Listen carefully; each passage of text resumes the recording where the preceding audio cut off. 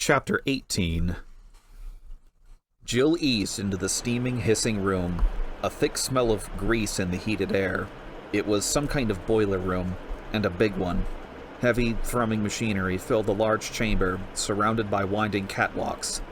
Massive turbines spun and pounded, generating power in a steady whine as hidden ducts spat out steam at short intervals. She moved slowly into the poorly lit chamber, peering down one of the railed walkways into the fluctuating shadows cast by the towering generators.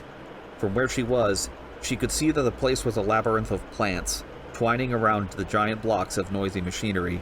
She turned down the narrow walk to her right, watching uneasily for any more of the strange, pale zombies she'd seen in the corridors of B3. The path seemed clear, but with the movement and noise created by the turbines, something ripped at her left shoulder, a sudden violent slash that tore open her vest and scraped the skin beneath. Jill spun and fired, the roar of the shotgun drowning out the hissing machines. The blast hit metal, pellets ricocheting into the empty walk. There was nothing behind her. A lunging blade-like claw sliced the air in front of her face, swooping down from above. She stumbled back, staring up at the steel mesh of the ceiling, and saw a dark shape skitter out of the shadows, hulking its way across the grate incredibly fast, curving claws at its hands and feet. She caught a glimpse of thick spines around its mutant, flattened face, and then it turned and ran into the thrumming shadows of the power room. There was a door at the end of the walk, and Jill sprinted toward it, heart racing, the pounding whine of the generators thundering in her ears. She was 5 feet from the door when she saw the moving shadow position itself in front of her. She raised the shotgun and leaned back. More of them? There were 2 of the creatures overhead, squat, terrible things with vicious, curving hooks instead of hands. One of them dropped down suddenly, hanging by clawed feet to swipe at her with its bladed arm. Jill fired, and the creature screeched, the blast hitting into the chest. It fell from the ceiling with a clatter, thick blood oozing out of the ragged wound. She turned back toward the entrance and ran, hearing the patter of claws against the mesh overhead. Another of the aberrant, monkey-like things swung down in front of her, and Jill ducked, afraid to stop running. The thing's strange arm whistled past her ear, missing her head by less than an inch. The metal doors were in front of her. Jill crashed into them, slapping one handle down and stumbling back into the cold stillness of the corridor. The door closed on the furious, shrill cry of one of the monsters, rising high over the sounds of the working machines.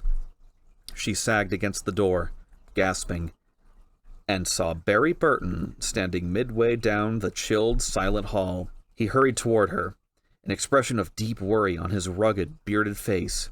Jill, are you all right? She pushed away from the door, surprised. God, Barry, where have you been?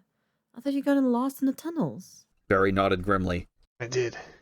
I ran into some trouble trying to get out. She saw spatters of blood on his clothing, the rips and tears in his shirt, and realized that he must have come across more of those walking green nightmares. He looked like he'd been through a war. Speaking of, Jill touched her shoulders, her fingers coming away bloody. It was painful, but shallow. She would survive. Barry, we gotta get out of here. I found some papers upstairs, proof of what's been going on. Enrico was right. Umbrella's behind all of this, and one of the stars knew about it. It's too dangerous to keep looking around. We should get those files and head back to the mansion and wait for RPD. But I think I found the main lab. Barry said. Downstairs. There's an elevator at the end of the hall. There are computers and stuff. We can get into their files and really nail them. He didn't seem excited by the find, but Jill barely noticed. With the information they could get from Umbrella's database, names, dates, research material, present the investigators with the whole messy package. Jill nodded, grinning. Lead the way.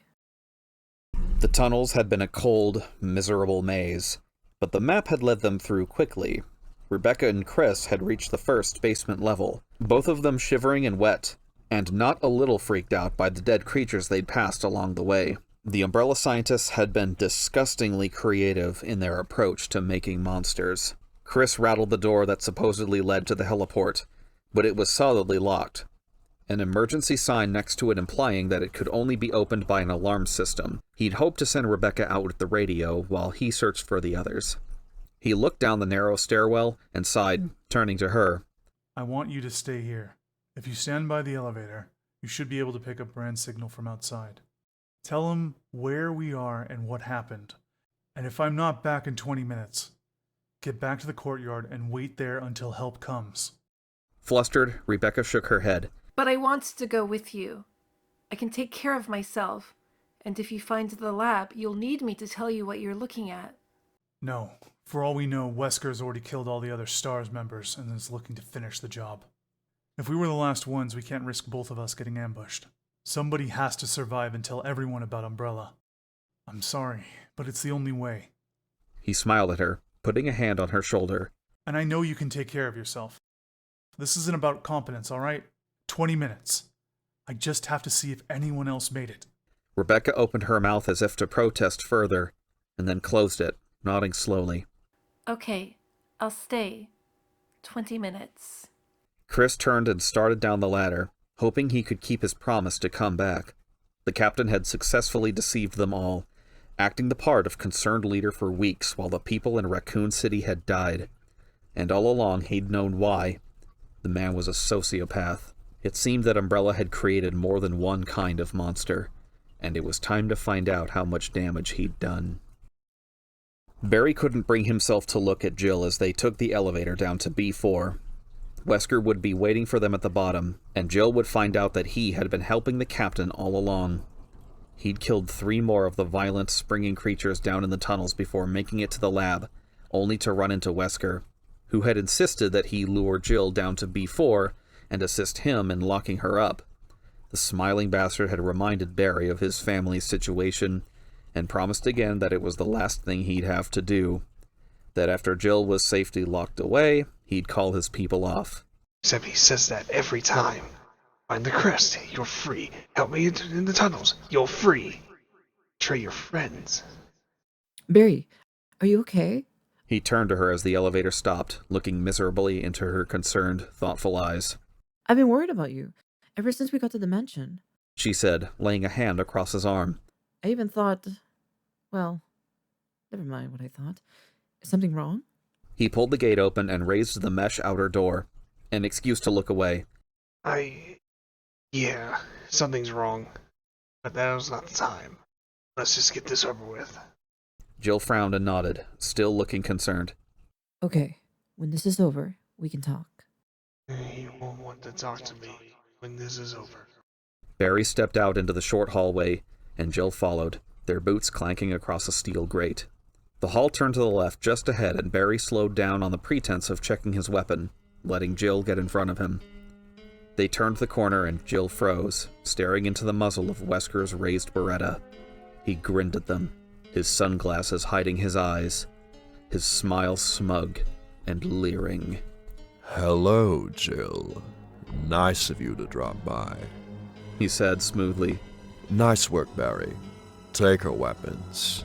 She turned her startled gaze to him as he quickly plucked the shotgun from her hands, then reached around to unholster her Beretta, his face burning.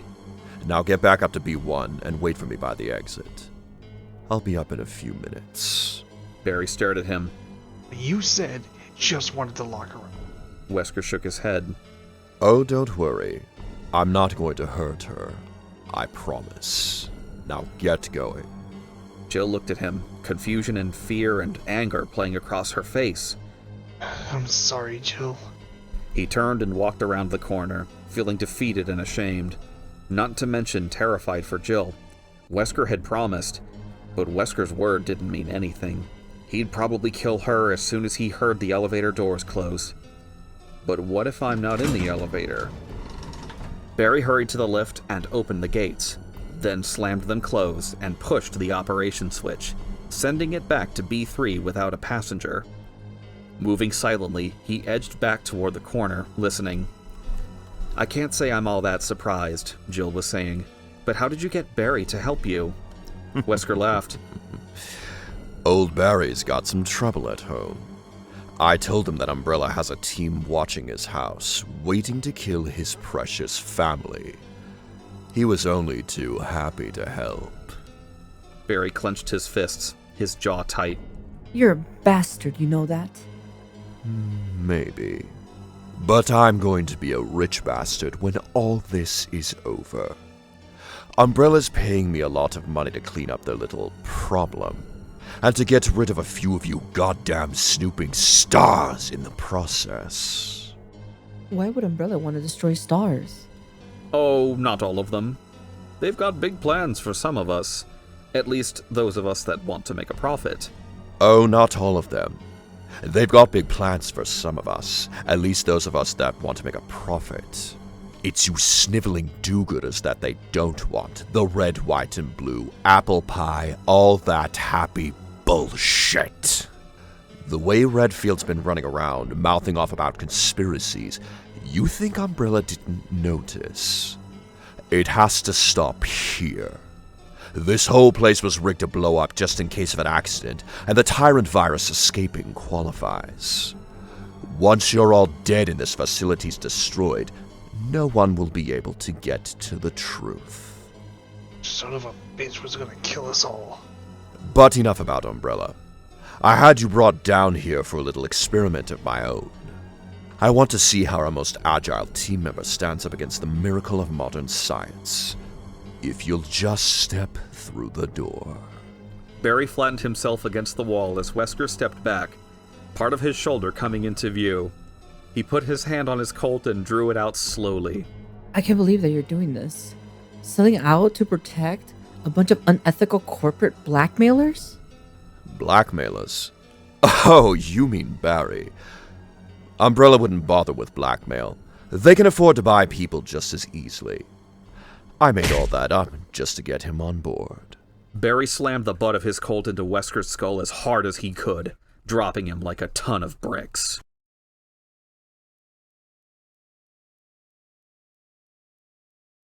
It's you, sniveling Duke. It's you sniveling do-gooders that they don't want.